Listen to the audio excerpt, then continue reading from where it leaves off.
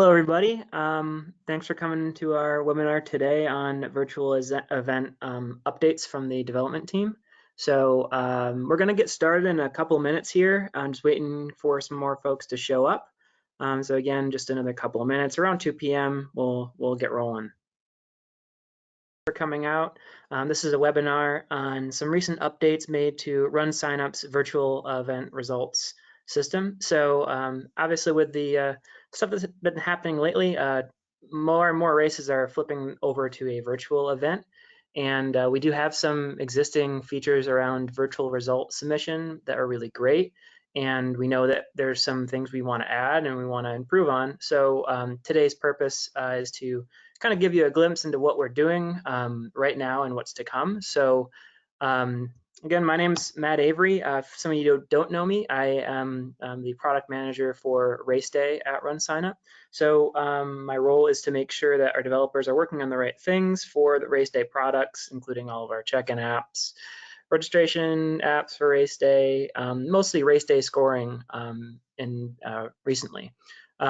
Now with all the things happening in the world with coronavirus, I've been diverting more time to the virtual results side of things. Obviously, a lot less races are being timed in real life currently, so we are able to shift over and put some more work into our virtual results platform. So if you guys have questions, I'm going to hold off until the end of the presentation. I have some not too much to go through today, so if you do have questions, I'll have some time to respond to them afterwards.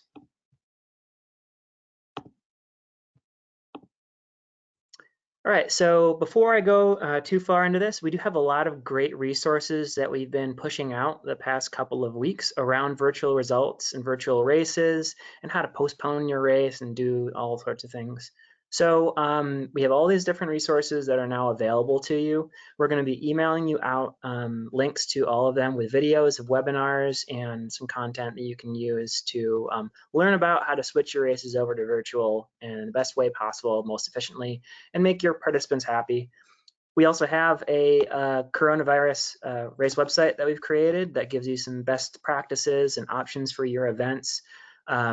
Really, really nice. Gives you some descriptions and webinar links to webinars on related topics. So that's just runsignup.com/coronavirus. We also have constantly been updating our blog with more information on this stuff. So we have a lot of content out there. And like I said, we'll be emailing you all out after this webinar. And of course, this webinar will be recorded and we'll be sending out recordings of it to you all after the fact as well. So before I dive into it, I want to explain what I'm going to go through first. We're talking today about enhanced virtual results. So what are enhanced virtual results? Well, you can have an event in RunSignup, like a 5K and 10K, and you could also have a virtual event. So instead of marking it as a 5K run, you would mark it as a virtual run. And when you mark it as virtual, you also have the ability to say that I want to make this an enhanced virtual race. And what that does is it now opens up some new features, which lets participants in the virtual events of your race submit their own times, and they will appear in the results as if they actually ran a race and they scored it using race day scoring with chips and everything. So the results will look exactly the same as standard RunSignup results, but the process of getting the results into RunSignup is just a little bit different. Each participant will be able to submit results in a few different ways. We have a really nice text system, so you could send out a text for any events that you've made enhanced virtual, and then the participants can just respond to that text with their name and their time, and boom, it goes right into RunSignup. They also can come into their profile and update it that way, and I'm going to be showing you some of the very first improvements we've made to that side of things. So when we started working on updating this whole virtual results platform, we had it for a couple of years now, so there are some things that we've been wanting to improve on, and our strategy was to just basically take on the lowest hanging fruit, so the easiest things that we could get done that would make the greatest amount of impact to participants. So what we decided was the very first thing we needed to make better was the experience for participants who are submitting their results. So right away, we decided to just make it a lot clearer to participants how they can submit results online and direct them to the right spot. So before I go into that, there's you do have to set up this enhanced virtual results. Chris McDonald actually did a really great webinar that goes in depth on how to enable enhanced virtual results for your races. And that was in the Timer Tip Tuesday a few days ago. And we have a webinar recording of that, and that's available or going to be available and linked to from this coronavirus page. You'll find it right in here. We're still posting it, but it'll be up here in a day or by the end of the day. So biggest thing you want to make sure is that you do have bib assignment turned on. We're going to be making some big improvements on the dashboard side of things next to make it easier to set up virtual results in the first place. So now let's go into some of the improvements that we made. So first of all, in the participants or the profile, they can go to runsignup.com/profile, and you'd always see your upcoming events here, the Save the Whales run, the race, and the race. Basically, you could come in and manage your registration. You could race under confirmation. You could contact the race. You could view the race page. Now we've added a quick link here to submit virtual results. If this race, this event that you're registered for in this race, is a virtual race and they have enhanced virtual results enabled for it, you'll be able to come in here and click submit virtual results. That'll bring you to a web form where you can enter in your time and get that added to the results online. It's made it a little bit quicker there. Also, if you come in to manage your registration, so that could be from your profile link, that could be from the registration confirmation email, could come from any sort of places. So we added a nice big banner there to submit virtual results if you're on your registration management page. Similarly, we've added it to the results tab. So if the participant comes into the results page and this race does have virtual results enabled, they would be able to come in here, click a button, and submit their results right away. So what does it look like when I click that? So it brings you to, regardless of how, which link they clicked up here, it brings you to this result submission page. And it allows you to just type in your time here. You did a 20-minute 5K, you submit it, and immediately participants will be added to the results page right here. So this is your standard RunSignup results, fully integrated. So this will work with all of the finisher certificates and everything else that comes with RunSignup results. If you have result notifications available and enabled for this race, people will get a notification right away as soon as they fill out that form. So this is a really great experience for participants, and we've made it just a lot easier to get to. Prior to these updates, it was kind of difficult to find how to submit your virtual results. The only way to do it really easily was from the registration management page. There's a small link at the bottom. So we've just made it much easier for participants to access this result submission form. So biggest things to remember, just general practices with this virtual results setup is communication. You need to let participants know what they can do with these enhanced virtual races. So make sure that you're sending out emails, send them from email marketing, send emails with instructions for result submission. Update your website, use a block on your cover page, or add a custom section with specific information for submitting results. Use the postponement tool. Add instructions for result submissions to the descriptions you put in your postponement tool. If you have postponed your race, there's a utility to just add more info there. This is a great thing to put in that area. So before I finish up, I did want to talk briefly about what's coming next. We are currently in the process of updating the dashboard pages for virtual results setup. So right now it's a bit long and a little bit confusing.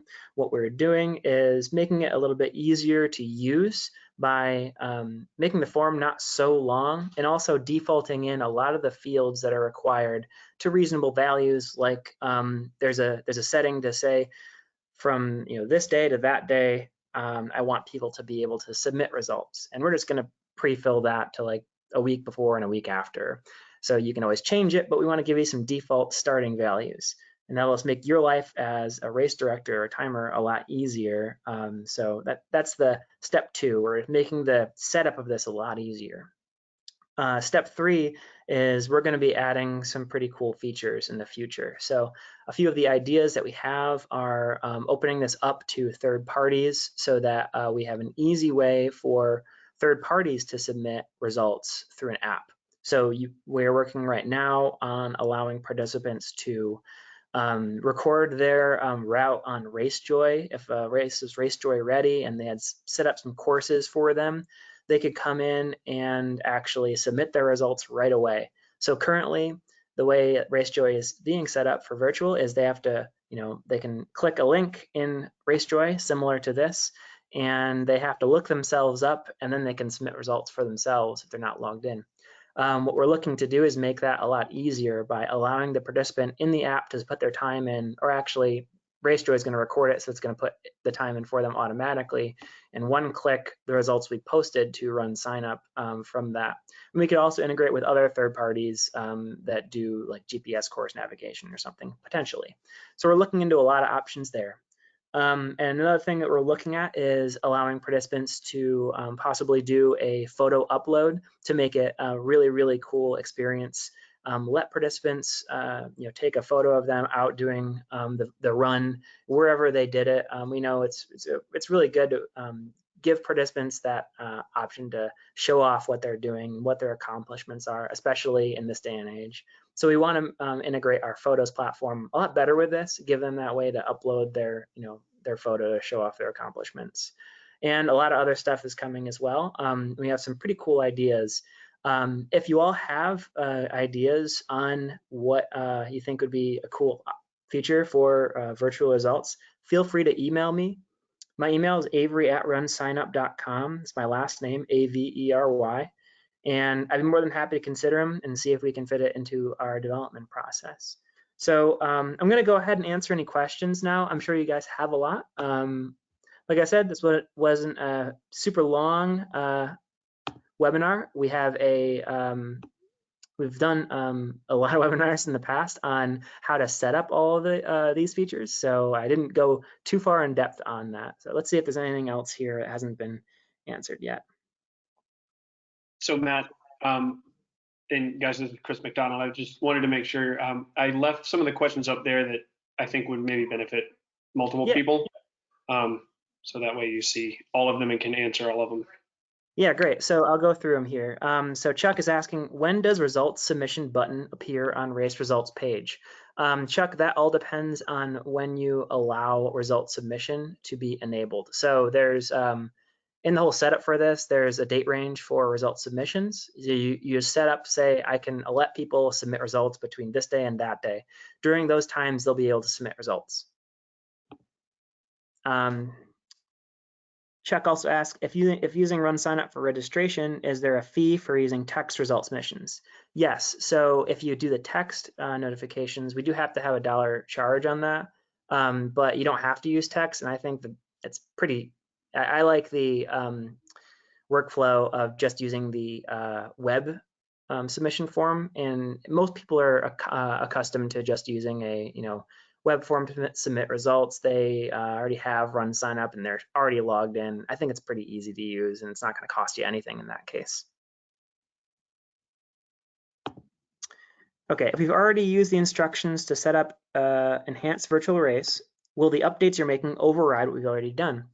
Lisa was asking that, and no, the updates we're doing will not change any settings. It'll just make it a little bit easier in the future to set it up. So we will definitely not be affecting any current settings. Bill says the entry via form timeframe when can do does match date range used in text message. I'm sorry, Bill, I'm not quite understanding that one.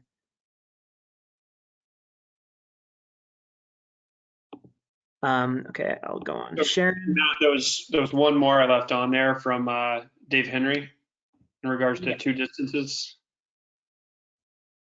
Oh, sorry. If you have two distances, do we set up two virtual events? I'd recommend yes, because you would generally want two result sets for that. So I would say any distances that you have, I would set up as separate events and virtual events in RunSignup.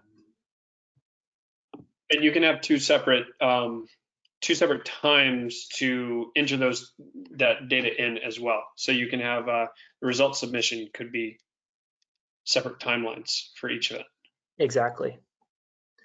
Sharon is asking, your past webinars can be accessed where? So if you go to runsignup.com/coronavirus, you'll find all of the ones around that are around this coronavirus stuff. So all of the postponement tool updates, how to transition to a virtual event, and we're going to be putting the timer tip Tuesday on how to set up enhanced virtual races for your virtual events here as well. You can also just go to YouTube and or Google RunSignup YouTube, and you'll be able to find all of our webinars on that as well. Okay, Nicole is asking, would our runners have an option to submit results during a block of time? If we held a race from Monday to Friday, for instance? Yes, absolutely. When you enable virtual results, you can set any time frame that you want to open up result submissions for those events. I'm sorry if I got that name incorrect. If an enhanced virtual race is enabled, can we accept results by text and web form participant choice? Yes. So if you do enable for text, they can always submit results via the web form as well. So it's not either or. It's that text system is just an addition to the web form submission. Ben Rist is asking, is there something like a release now feature where you can only make results visible to the public at the end of the submission period so submissions can't be influenced by earlier submissions? There's nothing like that right now, but that's a good idea. There is the approve results function on there. Could do that. The only other thing I was thinking was you can hide result sets. If you go to results, edit results, I believe you can hide result sets. So you could go in and just hide it until you're ready to say it's finalized. That could be an option. Bill says, are updates currently in place? The updates that I just went through today on just making it easier for the participants to see how to submit results, those are in place. The dashboard is still being worked on, and the other updates are coming in the future. So just the participant-facing updates are the ones that have been completed. Can you explain a bit about, Brandon, he's asking, can I explain a bit about why you have to have message 1 and message 2 and what these tags mean and how to correctly place them in the messaging? So Chris went into depth on this one in his webinar on Tuesday, but basically we pre-format some messages when you're sending them out, and we have some tags that will pre-fill for you in message 1 and message 2, and they're just basically content that is generated dynamically to give them instructions on how to submit results and how to access results after the fact, I believe. Is that right, Chris? Yep, that's it. And also keep in mind that I'd strongly encourage you to have like auto bib numbers assigned, just because it makes it a lot easier for result submissions, being able to tag that result to a bib number. Yeah. Sharon is asking, is there a separate fee for virtual results to occur with an actual run? The only fee that would come into play, Sharon, is if you decided to enable the text system. We just have to charge for that because it costs us money. You have the option of not enabling that and just using the web form for your participants to submit results, and that is not any extra cost. All right, Jim says, will there be a simple template to email to runners for submitting results? Do you mean, I think we do have this, and it would, are you asking for like an email template to send to runners with instructions on how to submit results? Because that's actually a part of the virtual results utility. When you set it up, there's a couple of messages you can send out by default, and one of them actually has some instructions on how to submit your results in there. So I think that actually covers your question, Jim. Lisa says, can the host org pay the $1 text to submit results, or can that be done, only be charged to participants? I'm not actually sure. Chris, do you know on that one? I think right now it's only part of the processing fee, and it's added on to the processing fee. Yeah, I'm pretty sure it's only by the participant right now. I'm sorry, Lisa. Okay, Sarah is asking, is there someone at RunSignup that I can ask some specific questions about how most people run virtual races? This is the first time we are doing a virtual race and we have a lot of questions, or is a webinar we should watch? I definitely would go through the webinars we have on enabling virtual events. We've done a lot of work and put a lot of effort into that. But we also do have people working around the clock on info@runsignup.com, and they're answering all sorts of questions like this. And they can always get you in touch with a RunSignup account manager if you want to set up a time to chat with them about that. Okay, another one from Sorry again if I'm getting your name wrong. If we accept both text results and web results, I assume we must download both race results and then upload to see combined results. Please confirm. No, so regardless of whether a participant submits their results from their phone or through the web, they go to the same results page. So those results look no different to RunSignup.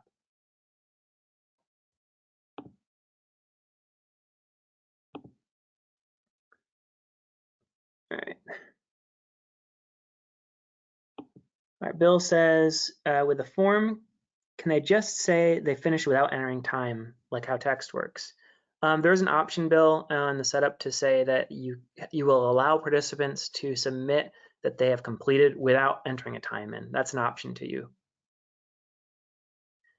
Billy says, if we do not have bib or auto assignment on, will we be okay as long as we assign bibs before the first day they can virtually submit results?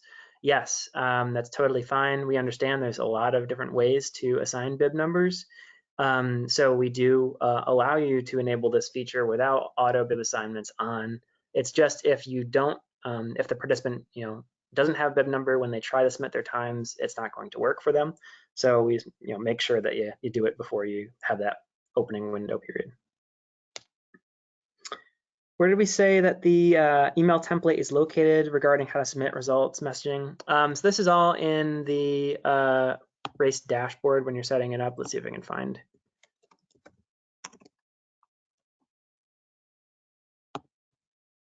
Oh gosh, not logged in to RunSignup.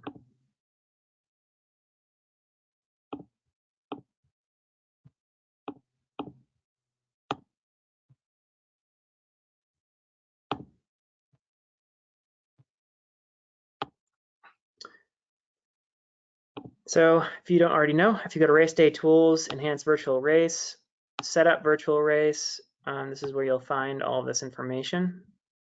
And if you go to here and click Virtual, and if you scroll down. And while Matt's scrolling down, where it said virtual, if you had a 5K and a 10K, it would say virtual 5K, and you would call the second one virtual 10K. So you would have two different links there. So that's how you would set up one versus the other. They're not both going into the same data set. So just keep that in mind. So if you go to message 1 and message 2, these are just some straightforward, like pre-filled data on like a results email template. So we say, submit your results here, and then there's information on how to submit results. And there's this post results message, which is basically, this one is for after results have been posted and shows them how to get to the results, I believe. So basically, there's just some canned emails that we give you with dynamically generated content from RunSignup. Let's see, there's anything else here. How do you auto assign bibs? So the bib assignments are all done on RunSignup, and you can learn about it if you go to Race Day Tools, bibs, assign bibs and chips. There's a lot of options here on how to do it. If you go to the help link, it will, oh, that's an admin only thing.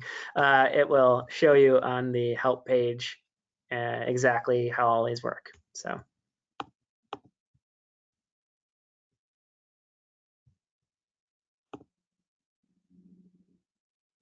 All right, I think I got through everything. Again, if you guys have any questions, feel free to reach out. Again, go to runsignup.com/coronavirus. Go to our blog, runsignup.com or runsignup.blog. There's a lot of information coming out from us, working really hard to make your participants' experiences as good as possible in this really hard time. So I'll be talking to you again shortly, I'm sure. So over the next week or two, we'll have some more updates coming as far as virtual results. And so we'll talk to you guys then. Thanks for attending. See you soon.